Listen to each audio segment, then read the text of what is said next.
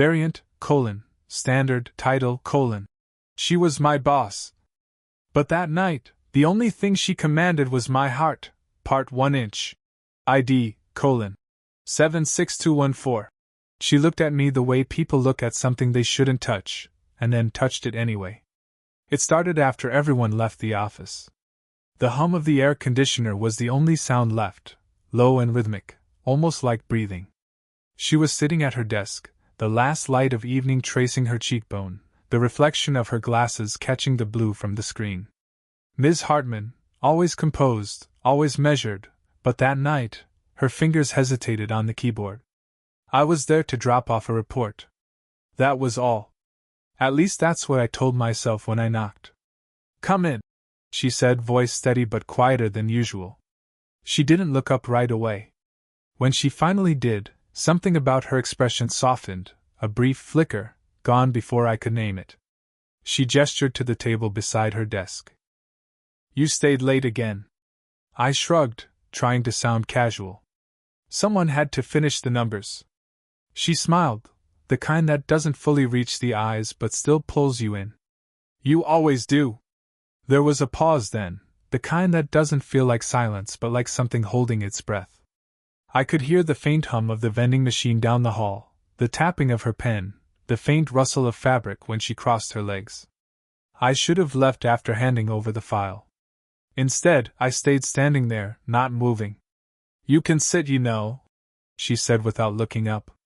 Her tone wasn't commanding like usual. It was softer, almost hesitant. I sat across from her, watching her tuck a loose strand of hair behind her ear. Her hand brushed against her neck, and for a moment, I forgot what I was supposed to say. She noticed. Of course she did. She noticed everything. "You're quiet tonight," she said, leaning back slightly. "Just tired," I murmured. But that wasn't true. I was too aware of how close her voice sounded, how the scent of her perfume lingered between us, subtle and warm. Her eyes met mine. "You're not a very good liar." Something inside me faltered. She smiled again, smaller this time, but real. The room felt smaller too. The air felt heavier, or maybe it was just me. She closed the folder on her desk and looked at me like she was weighing something. "Do you ever stop thinking?" "Only when you're talking," I said before I could stop myself. Her lips parted, not quite a smile this time. "That's dangerous." I could feel it then, the unspoken current pulling between us. Every sound outside the room disappeared. Just her hand resting on the desk, her gaze fixed on mine, my pulse catching up to the silence. She stood slowly, her movements deliberate. When she walked past me, her sleeve brushed my arm. It was nothing, a touch that could mean anything, but it set every nerve alive. She reached for the light switch, hesitated, then turned back. Her face was half lit, half shadow. "You shouldn't stay too late, Daniel." "I wasn't planning to," I said. But neither of us moved. The air between us felt thin. Words would have ruined it. I thought she might say something more, but she didn't. She just looked at me, long enough that I could almost hear what she wasn't saying. Then came the sound of footsteps in the hallway, voices, laughter, the sudden reminder of the world outside that door. She stepped back, composed again in a second. "Good night," she said, her voice steady once more. But when she turned off the light, her hand brushed mine, on purpose this time. And then she walked out, leaving me in the dim glow of the exit sign, wondering if that was the beginning, or the mistake I'd never stop thinking about. Variant, standard, title, She was my boss. But that night, the only thing she commanded was my heart, part 2 inch. ID, 76215. I told myself the next morning would be normal. It wasn't. She passed me in the hallway, papers in hand, hair pinned up the way she wore it when she wanted control. "Morning," she said, not quite meeting my eyes. Her tone was calm, polite, the tone of a boss. But I caught the faintest tremor in her voice, the pause too long before she walked away. All day, I felt her presence even when she wasn't near, a quiet gravity pulling at the edge of my focus. Every time I looked up, I half expected to see her at the glass door of my office, pretending to check something. Once I did. She stood there, unreadable, before walking off without a word. That night, I stayed late again, not because I had to, but because she did. Through the half-open blinds, I saw her in her office. Jacket off, sleeves rolled up, eyes fixed on the monitor. There was something fragile about her like that, the version no one else saw. I hesitated at her door, then knocked lightly. "Come in," she said, same tone as before. But this time, her eyes lingered. "You again." "I forgot my phone," I lied. "Of course you did." A small smile. "You forget a lot of things lately." Her words should have been teasing, but they weren't. They landed softly, almost like a question. She turned back to her screen. "You remind me of someone I used to know," she said suddenly. "He worked too hard too. Never realized when it was time to go home." "Did he figure it out eventually?" I asked. She exhaled through her nose, a sound almost like a laugh but not quite. "No. He didn't." Something about the way she said it, quiet, resigned, made my chest tighten. I wanted to ask more, but she changed the subject, pointing to a spreadsheet open on her desk. "You miscalculated this column. See?" I leaned over beside her, close enough to smell coffee on her breath, faint traces of vanilla lotion on her wrist. My arm brushed hers, skin against fabric. She didn't move away right away, not until I noticed, and then she did. Too quickly. "Sorry," I muttered. "It's fine," she said, but her voice caught on the last word. For a moment neither of us spoke. The only sound was the low buzz of the lamp. Her hand hovered over the mouse, motionless. Mine rested on the table, fingers inches from hers. "Ms. Hartman, don't," she said quietly. "Not here." The air shifted, heavier, charged. I wanted to say something, anything, to fill the silence, but all I managed was, "You seem lonely sometimes." That broke her stillness. She turned, eyes sharp but glimmering with something she didn't want me to see. "Careful, Daniel. You don't know me that well." "Maybe not," I said, "but I notice." Her gaze softened, then dropped to my mouth, almost imperceptibly, before she stood. "You should go home." I nodded, but my feet didn't move. When I finally did, I brushed past her. My shoulder grazed her arm, slow enough that it could have been an accident. But neither of us apologized. And as I stepped into the quiet hallway, I felt it again, that pull, stronger this time. Behind me, her door stayed open a few inches longer than it should have. Variant. Colon. Standard. Title. Colon. She was my boss.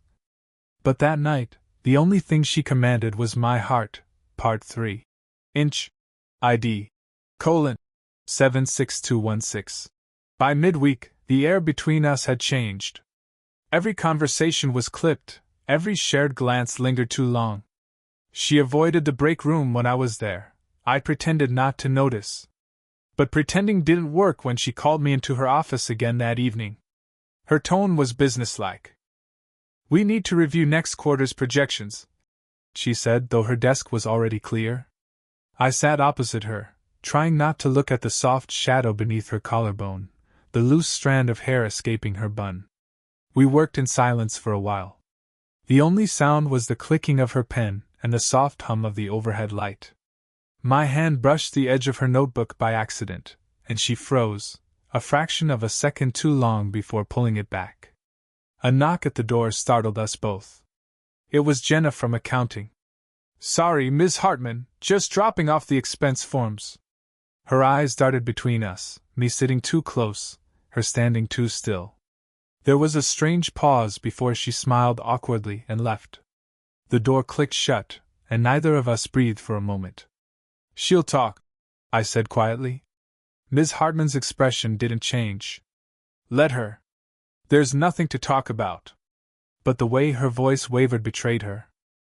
She turned away to the window, crossing her arms. "You're too young to understand how small this world can be. How fast it chews up mistakes." "It's not a mistake," I said. Her shoulders stiffened. It could be. She faced me then, and for the first time, I saw fear in her eyes, not of me, but of herself. The room felt too warm. My heart was pounding, and I could see her breathing quicken, shallow and unsteady. When she stepped closer, it wasn't deliberate, more like gravity taking over. "Daniel," she began, but stopped when our hands met over the desk. Her fingers tensed, then stayed. The sound of my phone buzzing in my pocket broke the silence. We both flinched. She stepped back instantly, her composure snapping into place. "You should answer that." "I don't want to," I said. Her lips parted, but she didn't speak. The look she gave me said everything. You can't want this. Still, either of us moved away. When I finally stood, she did too, almost reflexively. For a moment, we stood only a breath apart. I could feel her warmth, the faint tremor in her hand as she reached past me to collect a file from the shelf, except she didn't. Her hand stopped midair, fingers grazing my sleeve, lingering just long enough to make the world tilt. "Don't make this harder than it already is," she whispered. "I'm not the one making it hard," I said before I could stop myself. Her gaze met mine, sharp, wounded, wanting. Then the sound of footsteps outside passed by again, fading down the hall. She didn't step back this time. And even though no words followed, we both knew something irreversible had just begun, something neither of us was ready to name. Variant, standard, title, She was my boss. But that night, the only thing she commanded was my heart, part 4-inch. ID, 76217. Friday night should have ended like any other, with quiet emails and unfinished tasks, but it didn't. The office lights were low, the city outside blurred by rain streaking down the glass. I was gathering my things when she appeared at my doorway, leaning against the frame like she'd been standing there for a while. "Still here," she said, voice softer than usual. "You too," I replied. She stepped inside, arms crossed, but not in authority, more like she needed something to hold. "I couldn't sleep last night," she said suddenly. "Kept thinking about this." Her hand moved vaguely between us, like the space itself was the problem. I didn't answer. I couldn't. She sighed and turned toward the window. "You're making this impossible, Daniel." "I'm not doing anything," I said quietly. "That's exactly the problem." Her reflection in the glass looked tired, beautiful, but tired. For a moment, I wondered how many nights she'd stood like this before, trying to convince herself she didn't need anyone. The thought made my chest ache. When I stepped closer, she didn't move away. "Tell me to stop," I said. She closed her eyes. "I can't." The air thickened between us, filled with everything we hadn't said. I could hear her breathing, steady but shallow. Her hand brushed the desk beside her, fingertips grazing mine before she pulled them back like the contact burned. "Do you ever think about what people would say?" she asked, voice trembling slightly. "Every day. And I don't care." She turned then, slowly, and looked at me like she was trying to memorize something she wasn't allowed to keep. Her lips parted, but no words came.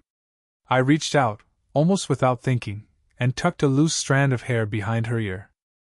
My fingers grazed her skin, warm, soft, and she exhaled, eyes fluttering shut for half a second that felt longer than any silence between us. "Daniel," she whispered, my name barely audible. I could feel the heat radiating from her, the faint scent of rain and jasmine that clung to her blouse. My hand lingered near her cheek. She leaned forward, just slightly, enough for her breath to brush against my neck. It wasn't a kiss. Not yet. But it was everything just before one. Then, a sharp sound shattered it. The elevator dinged, voices echoing down the corridor. We froze. She stepped back, her eyes wide, heartbeat visible in her throat. "You should go," she said. I didn't move.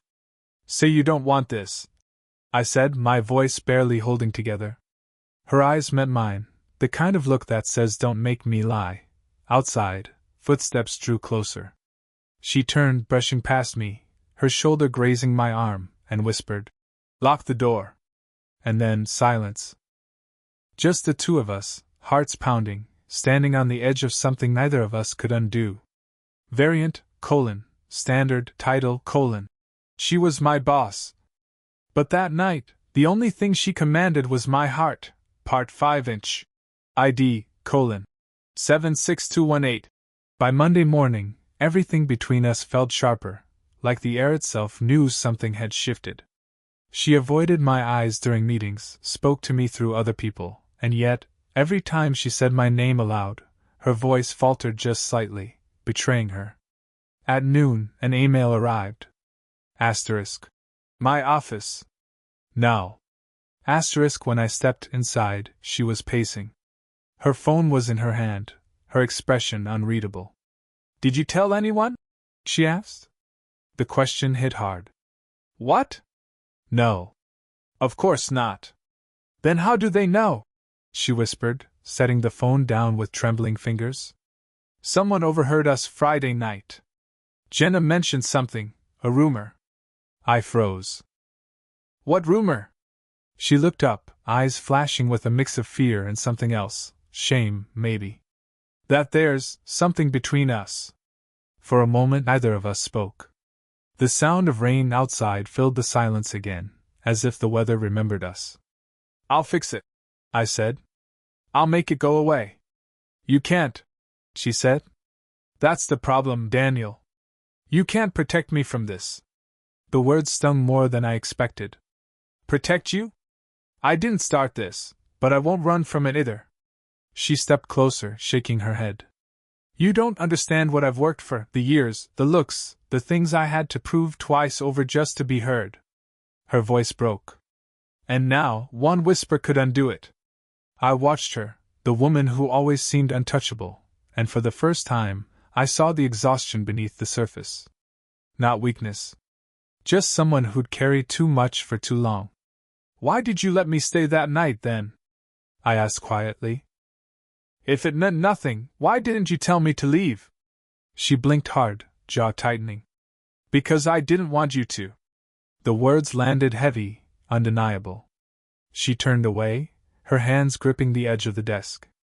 But wanting you was a mistake, she added, softer, almost to herself. I stepped behind her, close enough that my reflection blurred beside hers in the dark window. Then tell me to stop wanting you, I said. She didn't. Instead, she let her head drop, shoulders trembling. You think this is simple. But you don't know what it's like, watching everything you've built dangle over a feeling you can't name. Then name it, I said, voice low near her ear. Her breath hitched, her hand tightening on the desk. I could feel the warmth of her back just inches from my chest.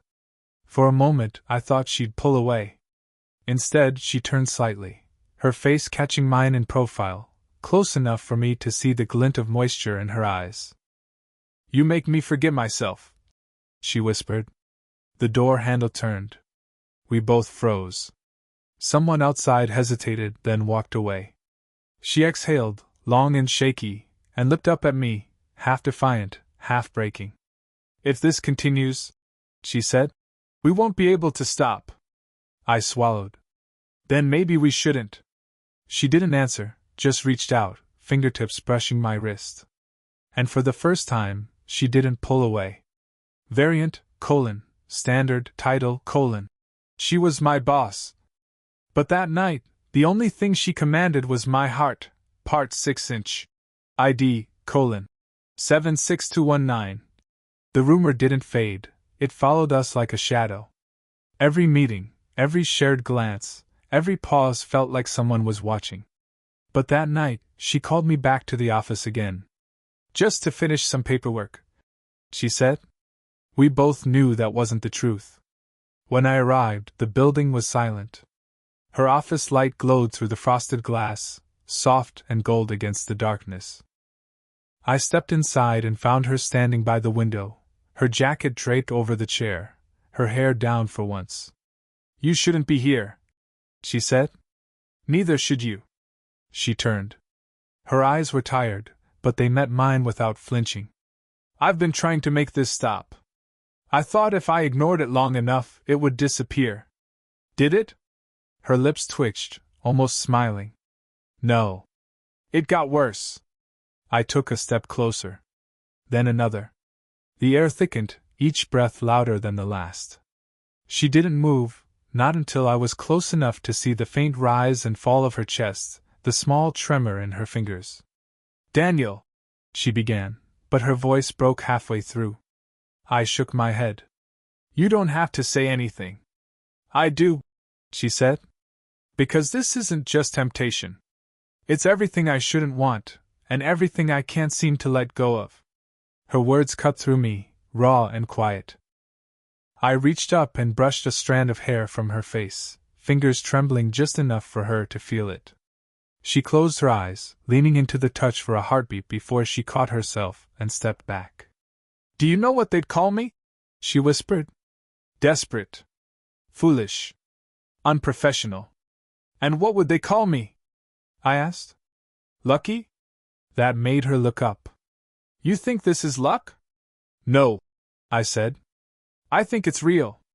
She exhaled sharply, shaking her head like she wanted to disagree, but couldn't. You're young, she murmured. You'll move on from this. I don't want to, I said. Not from you. She froze, the words hanging between us like a held breath. Then, without thinking, she reached for me. Her hand found my collar, fingers curling there, keeping me close but not pulling me in. Her forehead brushed mine. The sound of rain filled the silence, steady and distant. If we cross this line, she whispered, there's no going back. I already crossed it, I said. Her eyes flickered, fear, longing, something too deep to name.